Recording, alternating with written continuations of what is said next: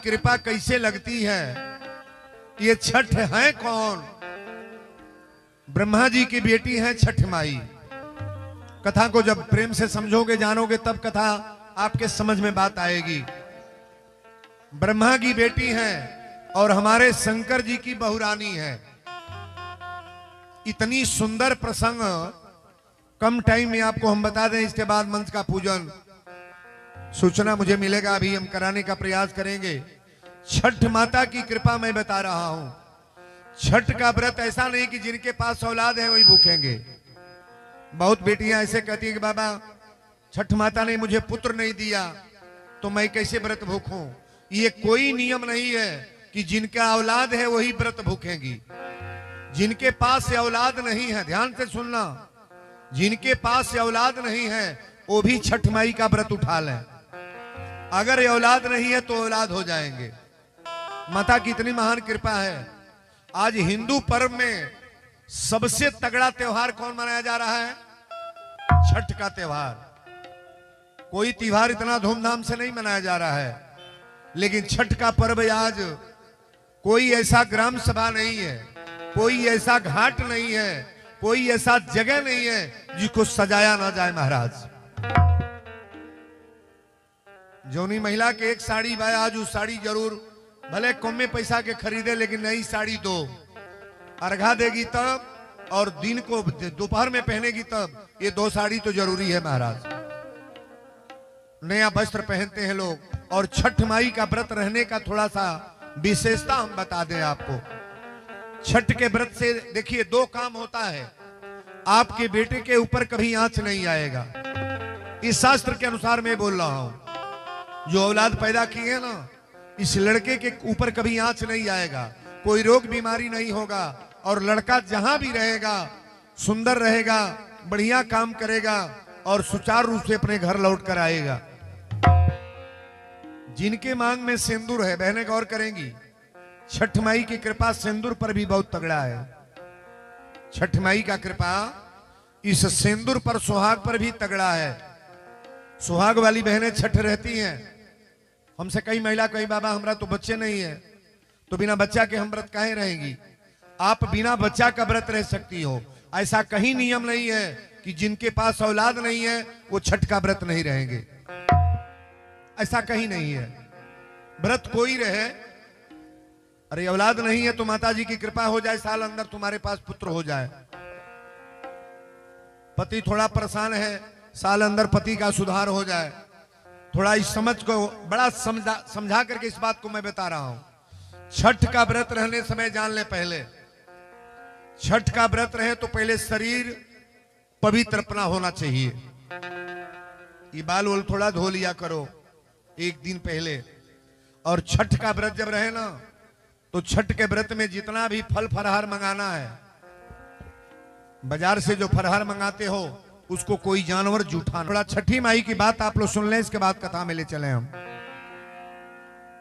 हम ही बताओ त्रली। हाँ, छठ का व्रत करने वाली बेटियां बहन गौर करेंगी, जिनके पास औलाद है वो तो छठी का व्रत करती ही है। जिनके पास औलाद नहीं है उनको भी व्रत करना चाहिए। ऐसा कहीं शास्त्र नहीं बता रहा है कि औलाद नहीं है तभी आप व्रत करो। ध्यान से सुनिएगा। और व्रत करने वाली बहनें पहले गौर करेंगी, जितना फल फलहार आप लोग मंगाती हैं बाजार से, इस फलहार में कोई जूठा ना हो। फलहार जो मंगाती है ना, सुंदर बना करके उसको ऐसे जगह पर रखो कि कोई बच्चा चाहे कोई घर का गार्जियन उसमें से जुठारे मत, कोई जानवर न छुए। छठ माई का व्रत का नियम हम बता दें। और छठ का व्रत जब रहे ना, तो एक दिन पहले अपने बाल ओल को थोड़ा धो लें, सुंदर विचार बना लें। छठ का व्रत 3 दिन आप लोग रहती हैं, 2 रात 2 दिन।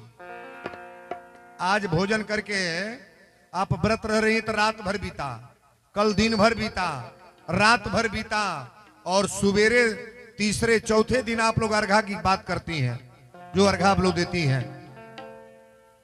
नियम का थोड़ा पालन करेंगी। मैं क्या बता रहा हूं, व्रत जिस दिन रहे आप ना, तो घाट पर जैसे सभी लोग जाते हैं, अपना दीपक बाती जलाते हैं, घाट पर गंगा मैया से निवेदन करते हैं, और सभी लोग ये करने के बाद जब शाम को घर में आती हैं, कोसी भरने वाले लोग कोसी में लग जाते हैं, लेकिन जो केवल व्रत हैं, आप अपने बेड बिस्तर पर कतई नहीं सोएंगी।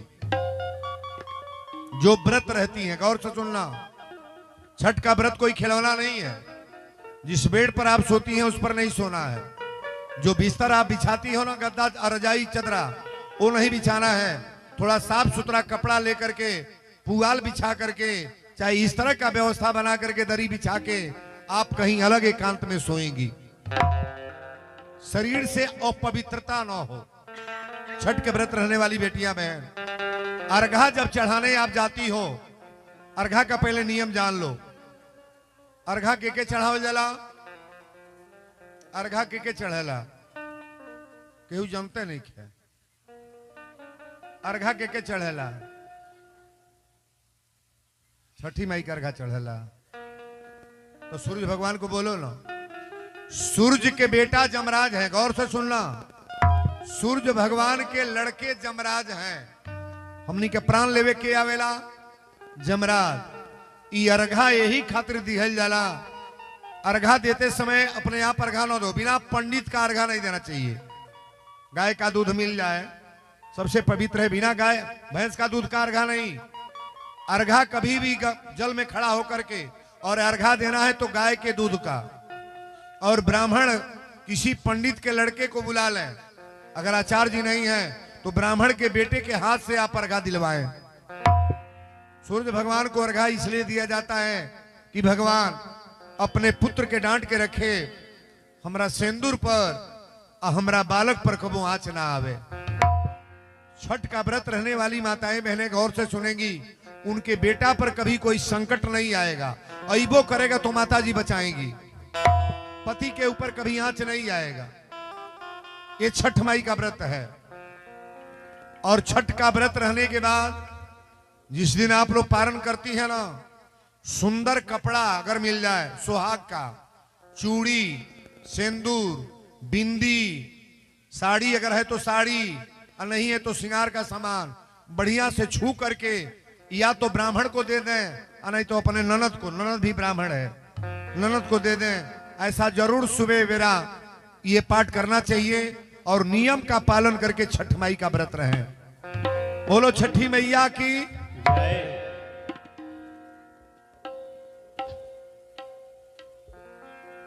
आज पहले छठिये माई के गीत बा, वीरेंद्र बाबा एक गीत। छठी माई के व्रत में जितना फल लागेला, ई कोनो जरूरी नहीं बा कि खाली पाकल लागी। केरा, अनार, सेव, अमरूद, नेबुआ, संतरा, इतना फल कोई त्योहार में लगता है?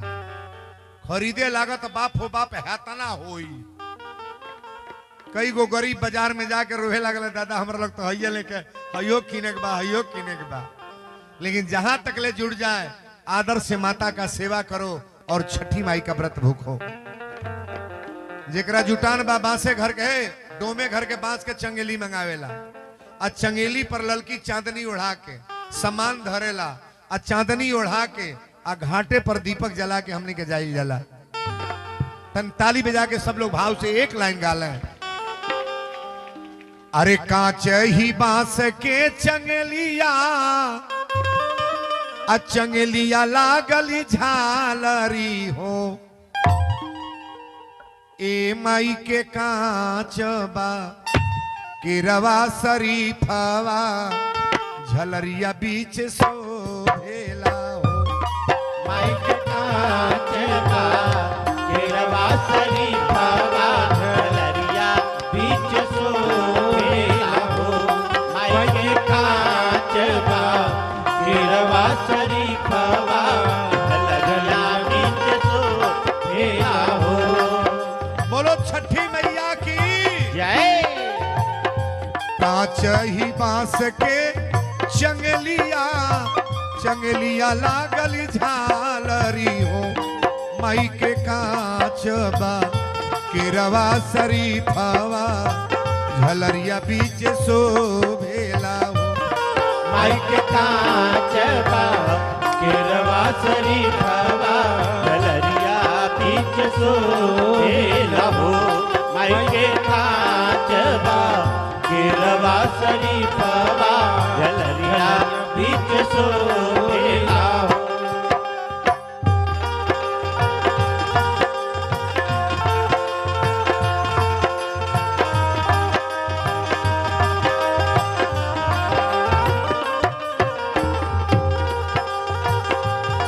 ताली बजा के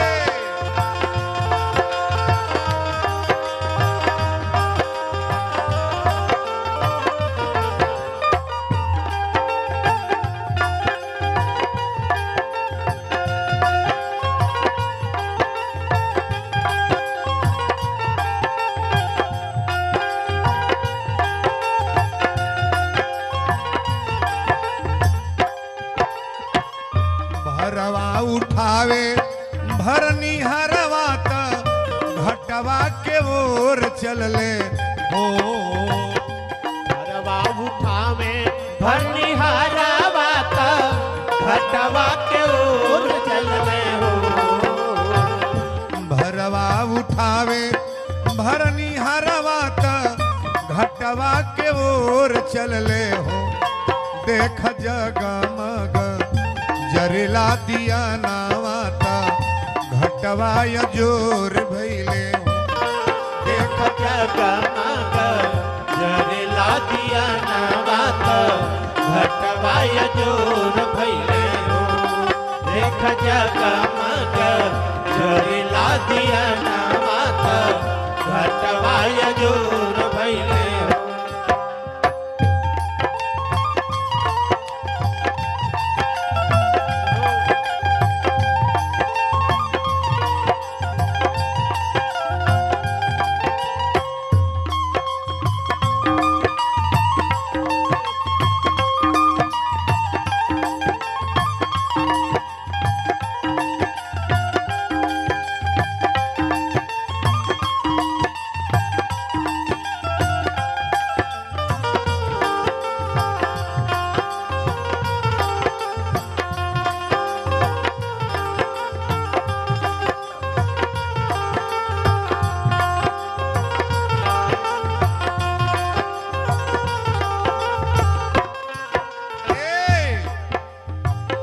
बेदिया पर बैठेली बहिनिया त असरा लगा के बैठे हो। बेदिया पे बैठेली बहिनिया त असरा लगा के बैठे हो। सांझी के बेरा जब लोग जाले भाव देखा कितना बढ़िया बा। बेदिया पर बैठे ली बहिनिया त असरा लगा के बैठे हो। छठी माई पूरा करिहा मनसा हमार दुअरिया पे बेटी अइली हो। छठ माई पूरा करिहा मनसा हमार दुअरिया पे बेटी अइली हो। छठ माई पूरा करिहा मनसा हमार दुअरिया पे बेटी अइली हो।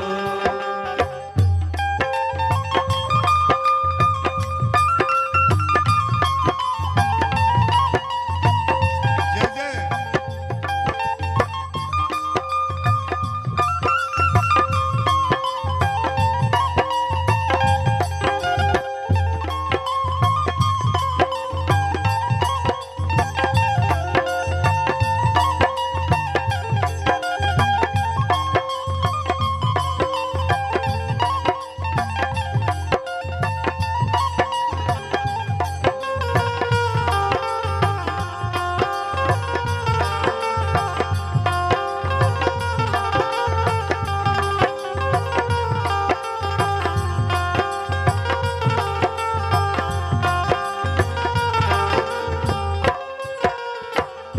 जल बीच ठाढ़ी रे बहिनिया त सूर्य से अरज करे हो।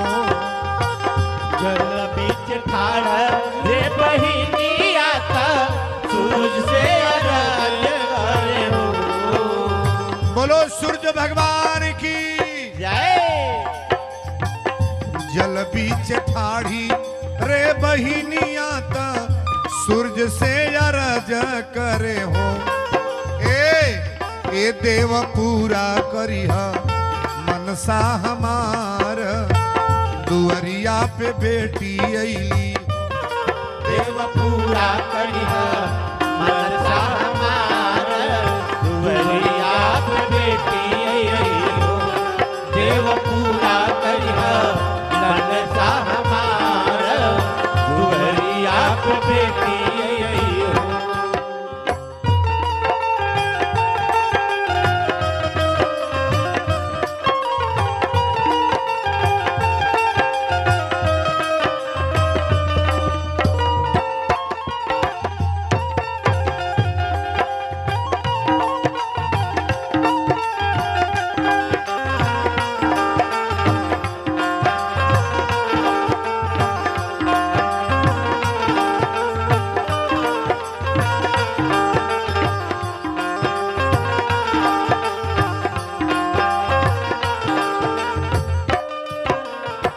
आखिरी लाइन बा, सिंदूर वाली बहन लोगों पानी में खड़ा होके मांगेली का, अरे मंगिया के सिंदूरा बहिना मांगेली त गोदिया के पूत मांगे हो। मंगिया के सिंदूरा बहिना मांगेली त गोदिया के पूत मांगे हो। बोलो छठी मैया की। जय। मंगिया के सिनुरा बहिना मांगेली त गोदिया के पूत मांगे हो। छठी माई पूरा करिह अरसरा हमार, दुअरिया पे बेटी अइली हो। छठी माई पूरा करिह अरसरा हमारा, दुअरिया पे बेटी अइली हो। छठी माई पूरा करिह अरसरा हमारा, दुअरिया पे बेटी अइली हो। काचही बांस के चंगेलिया, चंगेलिया लागली झालरी हो। काचे ही बांस के चंगेलिया, चंगेलिया लागली झालरी हो। मई के काच ही केरवा शरीफवा, झलरिया बीच शोभेला। मई के